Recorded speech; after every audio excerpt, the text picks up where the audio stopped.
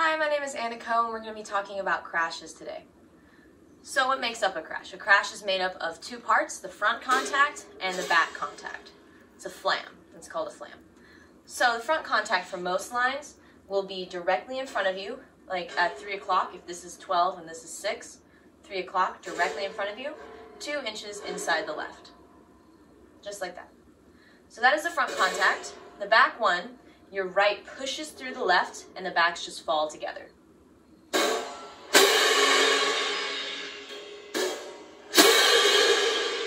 Like such.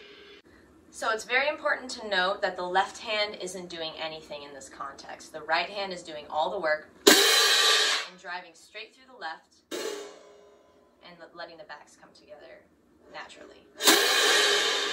An exercise to do with this is to let your left hand stay in the prep position and the right hand drive into it and just do an open flam. Like that. And gently speed it up until you get to an actual crash. So you start off like this. And then you gently speed it up.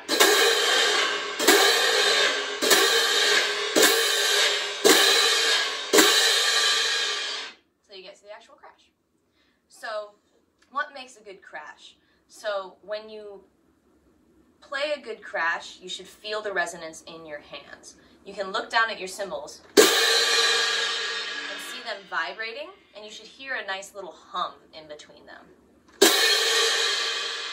So I've been doing dead crashes. Dead crashes are when you go to a prep, you go to the contact, press the back together, and they just return to this original spot.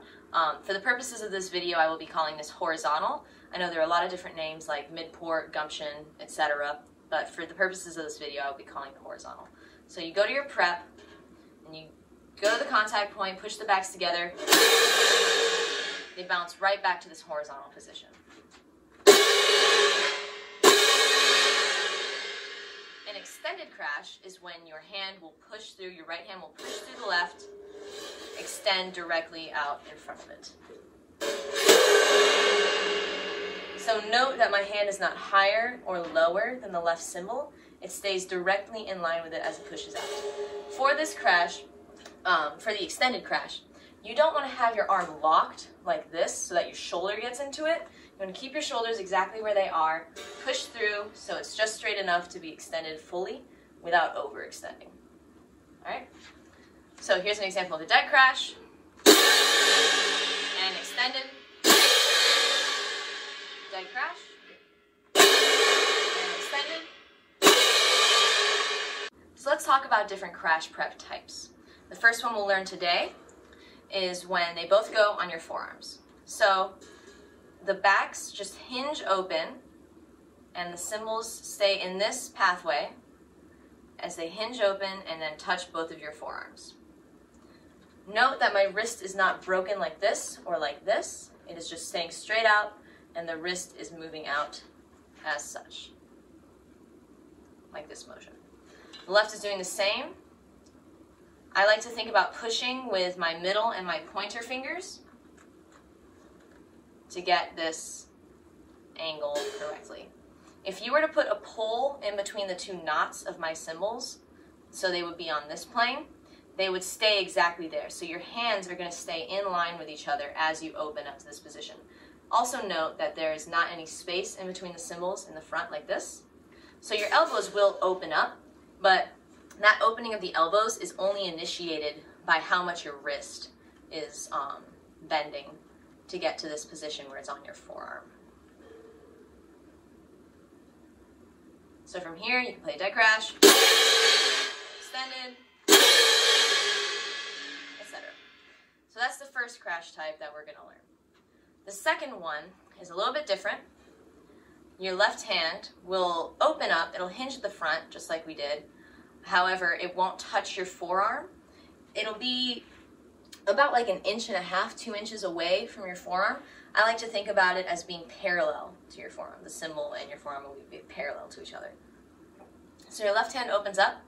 The right hand, instead of opening up this way, pulls back until it's vertical.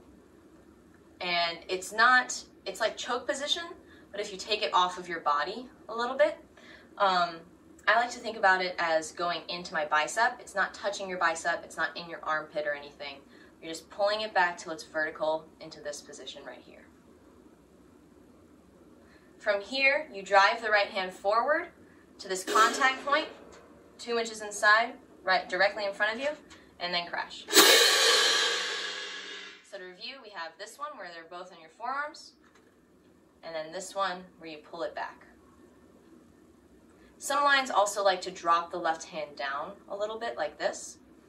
It just depends on where you're marching. All right, for the next crash prep, it's the same as the last one where your left hand hinges down but doesn't touch the forearm. But instead of bringing the right back, you're bringing the right up. So here, you're going to push in with your ring and your pinky finger towards your face like this, like you're supinating your hand. And you're going to gently pull back your hand and your elbow till it's at this position. I like to think about it as taking your hand and like looking at it, like you're taking it to your face. Another way to think about it is as if the cymbal, if it kept going, it would go over your bicep like that. So it like splits your bicep as it comes back. It doesn't touch any part of your arm though. That's very important to this. So you're not pulling the right arm out too much. You're not just keeping it in. You're not just going vertical like that. You're pushing it back towards your face while bringing the arm out all together. Note that here, the cymbals will also stay in this plane, like if we had that pull again in between the knots. They will stay in this plane, however, the right hand is coming much further back than it would in this position. So that's that. The next one is where you will actually break your wrist. So I think I mentioned earlier that cymbal players, we don't want to break our wrists like this or like this, especially when we're going to this crash prep type.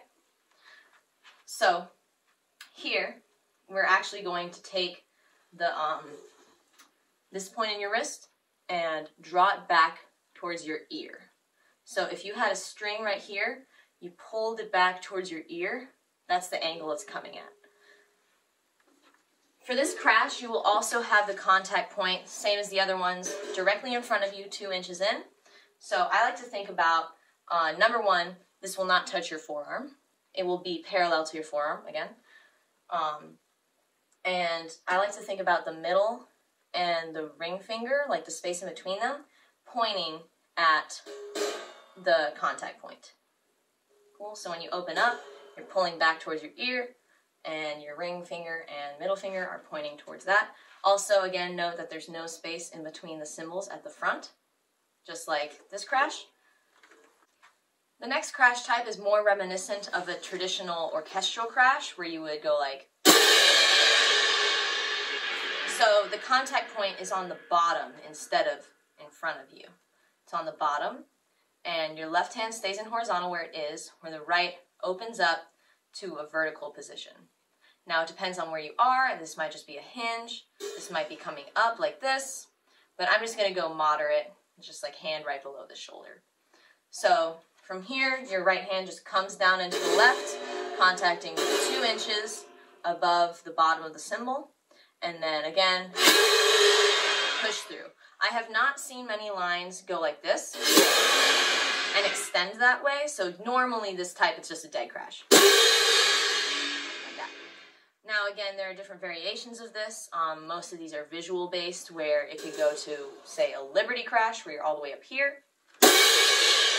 And again, I know not everywhere calls it a Liberty crash.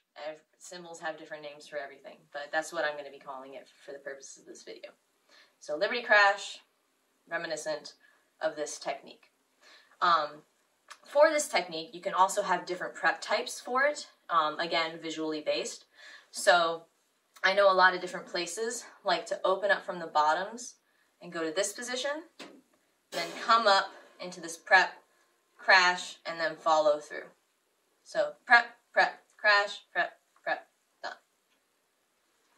Something that's similar to that, that has the 2 preps before, is an AV crash. So this one has the same contact point as the crash that we just did, but it's up here. So for the AV crash, you're going to open up to an A. Note that the bottoms are just hinging out. They're not coming far apart from each other, and the right isn't overlapping with the left or anything. The bottoms are just hinging out. Keep that 2-inch space at the top of the cymbals. And then from there, you just rotate your wrists to a V. So you come to an A, you go to a V, and then from here, the contact point, the right hits 2 inches from the bottom of the left. It crashes through to an A, then you follow through with a V and close back to vertical. Again, not everyone calls it vertical, but I will be calling it vertical. So to review, you have A, V, crash to an A, V, close. So now there are also different variations on this. One of these that I know is you open up to that A position, and then instead of rotating with your wrists like this, you actually hinge from the bottom and open like this so they're further away. Then you come into that same contact point and you crash back to vertical. Then you go to A, V, close. So instead of it being a 4-count move where you go 1, 2, 3, 4, 1, a 5-count move where it's 1, 2, 3, 4, 1. It's actually 6 counts where you go 1, 2, 3, 4, 5, 6. So for example, the difference would be A, V, or A, V. Now again, you can do different variations on all of these types of crashes, but these are the basic ones that I know. Thank you for listening to this video, and happy practicing.